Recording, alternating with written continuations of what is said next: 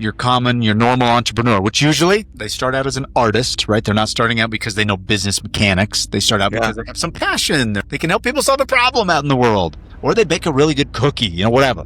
Yeah. But then that's their start. And then all this other stuff gets piled on because of government regulations and laws and rules and different things they have to follow. So I started creating just little simple frameworks for how the cookie baker could actually build a system for looking at finances or daily cash positions or profit and loss or different things to help them become aware and start this path into financial awareness and just begin becoming more confident in that. And so what's cool is that friend that called me those years ago, she now has a place in LA and a place in Florida. She sold a business, and for millions of dollars, she invests in real estate, she invests in other businesses and has equity and all these other things. Yeah. And back then was like, I don't want to think about the numbers. I just want to go out and sell. I want to, she's really charismatic and she's got a lot of passion and enthusiasm.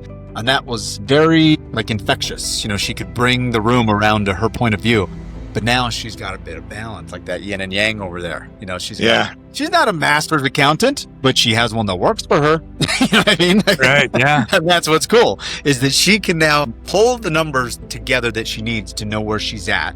She has things built in, the frameworks that are built into her lifestyle, so that right now, I bet you she's probably talking to her accountant sometime this week, I'm looking at the calendar.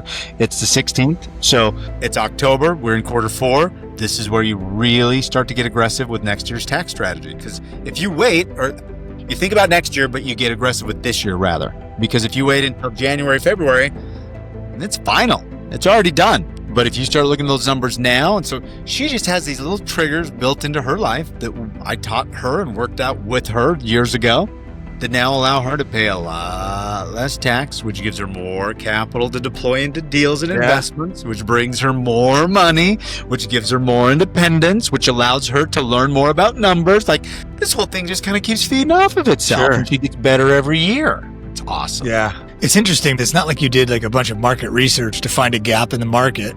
All of a sudden, you just became aware of this need that was out there. You had 50 customers after the first year. Yeah, and had zero, no website, no entity set up for it. We just used a different entity that was like a holding company for other stuff. And it was like, okay, we'll just bill them out of that because we didn't think it was going to go anywhere. And then it's like, wait, this is actually, I love doing this. And there's a lot of people that need it for sure.